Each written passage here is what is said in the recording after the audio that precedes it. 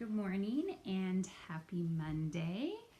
I am sorry it has been a crazy couple of weeks and I did not get a video up like I wanted to last week, and we're going to hope for the best with this video because my kids are doing school in the room right next door and probably somebody's going to knock during the middle of this video. So I'm going to try to go through this kind of quick. I don't want to take too much of your time, but today I have science curriculum that I want to go over. And then also I just grabbed a couple of other miscellaneous things that we use in regards to curriculum as our kids grow. So one thing for kind of younger kids and how to teach your kids to read, and one thing for kind of older kids. So let's get started with science.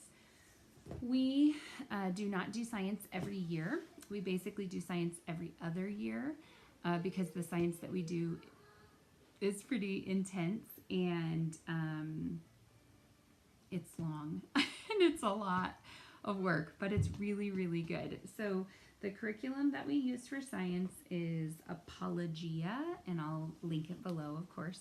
But they have a wide variety of science options, and it's all creation-based science, so I have really loved that part. We have done a different variety of them, but here are just a few examples. So they have exploring creation with human anatomy and physiology, so that would be like a more upper level one. They have biology ones, or zoology I mean, and so there's exploring creation with the swimming creatures of the fifth day from the creation account. So this one is all about like marine animals. This one is the one that we're doing this year, the land animals of the sixth day. That one's zoology also. And then there's another one, birds of the air, birds of the air, I think. So they have 3 different zoologies. This one is exploring creation with botany, so plants, study of plants. We have done space, astronomy, and they have a whole list of them that you can do. So the way that we do science is I order the manual, and basically there's usually about 14 lessons, and so you're gonna do one lesson for every 2 weeks is how I pace ours. Or you could do it in one semester and you could do one lesson every week. But like I said, it's kind of a lot of reading, it's kind of a lot of content, and so we spread it out over the course of a year. Basically what you have is you have a lesson that you're going to read aloud as the teacher. It's pretty lengthy. There's beautiful full color photos in here. There's a couple of different places where you can stop and, pause for the day, and then you pick it back up next time. Okay, so this is all one lesson. This is lesson 1, and then you get to the end and there's a part that says, what do you remember? And a part that says, map it. So we're not actually doing the mapping, but it's talking about like where the animals that you just learned about in that lesson live. Then there's a thing for doing tracks. There's notebook activities, which I'm going to tell you about in just a minute. And then there's an experiment for every lesson. Oh yeah, this is the end of the experiment. Okay, so this is the end of lesson 1. This is the beginning of lesson 2, and then you would have the same thing. So I just read a portion each day that we're scheduled to have science. I read a portion of the lesson, and then the thing that I order that I love is these are their notebooking journals. Now there's 2 different levels of these. This is like the elementary level. There's also a junior notebooking journal, and it's more like coloring pages and things that are a little bit easier. But what you'll find in here are lessons that coincide with each lesson in the instruction manual. So you've got different places where you can take notes. I allow my kids to draw while I'm reading to them. So you've got places where they can take notes, so I teach them note-taking skills.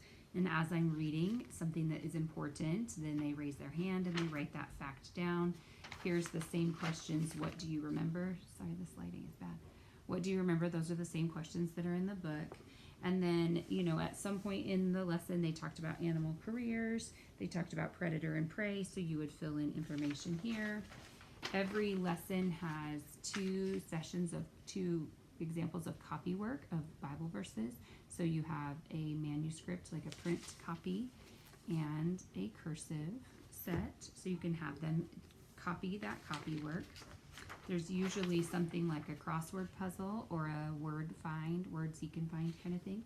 And then every lesson has what's called a mini book. And this is the favorite of all kids who ever do Apology of Science. You create these little mini books for each lesson. And those are in the back of the thing. So you tear those out and then you assemble them.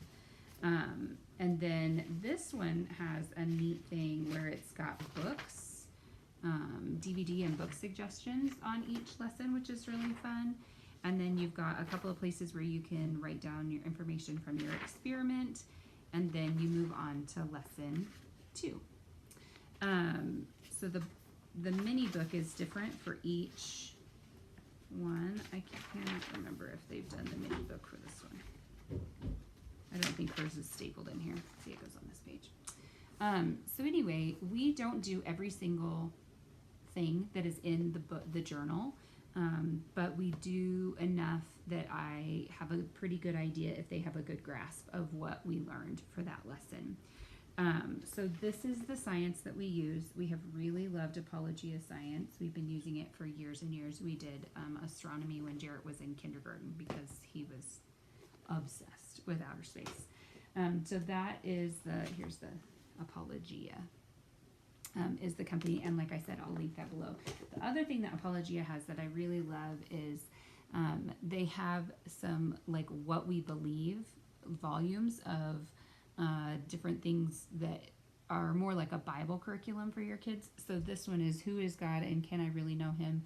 Which gives them this concept of biblical worldview of God and truth.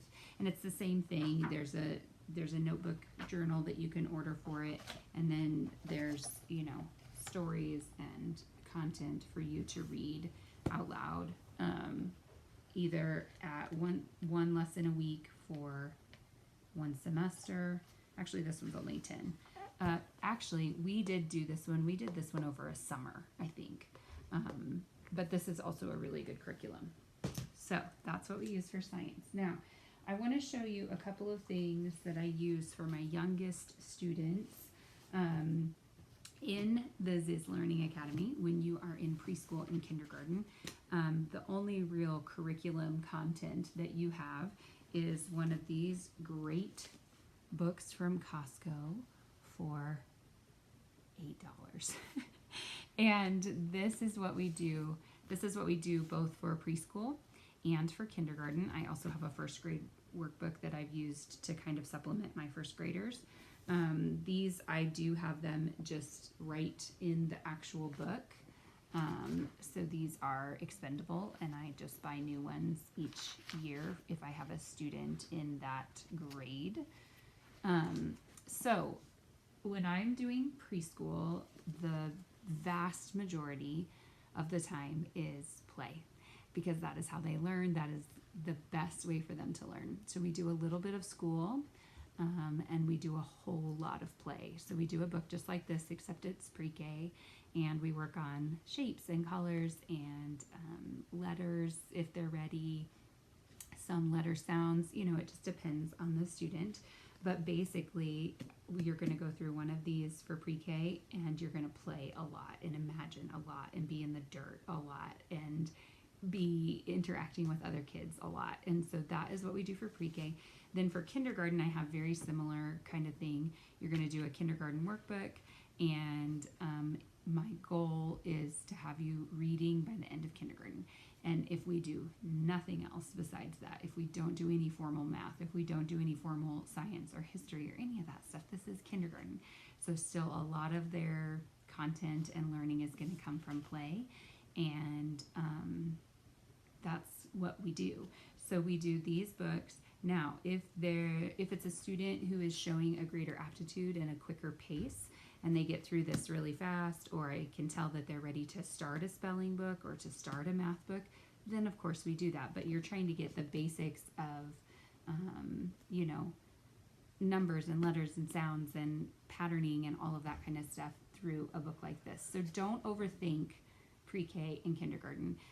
A great deal of their work comes in their play, and so let them play a lot. It's one of the beauties of homeschool is you get to kind of determine how much time they have to actually be able to play, which is really, really important. So that's what we do for pre-K and kindergarten. And then when I'm teaching my kids to read, I know that there's a book called 100 Easy Lessons, Teach Your Kids to Read in 100 Easy Lessons or something like that. I know lots of people who have had great success with that book. I've never actually used it. We've just done letters and then letter sounds. The Leapfrog Letter Factory DVD or, movie or whatever is really good. Leapfrog toys are some of my favorite because they do letters and sounds.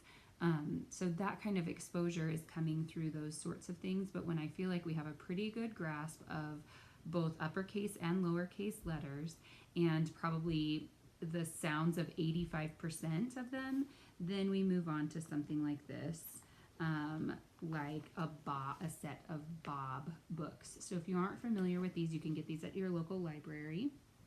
This is what the thing looks like, Bob books. So they either come big like this or little like the size of this, even though this is something different. And these are very beginning reader books. So, you're going to have the and then they're going to get it. And then you're going to turn the page, and it's going to take you like a long time to read this book because they're going to sound out every single one of those words. And it's just going to take a while, and you just go slow and have them sound them all out. And so this is an example of a set of books that I use to teach my kids to read. So this is all beat up because it's old, but basically I think it's a 12 book set. No, it's a 16 book set. Nope, it's an 18 book set. But this is what the front of it looks like. And so it gives you a parent-teacher guide to give you some instruction if you need it. But basically, this is what I use to teach my kids to read, and you just read over and over and over and over. The other ones that I really like, sometimes especially boys get bored with these because the illustrations are terrible. That's just the truth. They just aren't very fun or engaging. And so sometimes especially boys get bored with Bob books. And so I also found these a long time ago. This thing is beat up. It's lost its backside. There used to be a flap that, had a magnet that closed it. But this, I'll link this below. But this is called the Now I'm Reading set. And the author is Nora Gatos. And you can get these on Amazon. So this one is level 1. This one is level 2, short vowels, long vowels, basically, is what you have. And inside of this, see, that's about to rip off. Inside of this, you have 10 little books that are all in these little kind of sleeves. There it goes. We've had these a long time, Jarrett. We've probably had these 10 years. Jarrett learned to read on these. So you've got a little bit more, there's stickers in both the Bob books and these books, but you've got a little bit more engaging illustrations, especially for little boys. And these are funny. They're kind of, they're more like little boy humor, not like potty humor, but boys think they're a little funnier because see, it's just a little more fun. So there's 10 books in each set. And if you have them as long as me, they will fall completely apart. But these have been great to teach my kids to read also. So that's what we do for that. And last thing, one thing I just want to say is do not underestimate the impact, especially for older students who are already reading, of having just great resource type books around your house and filling your house, borrowing stuff from the library that's not fiction.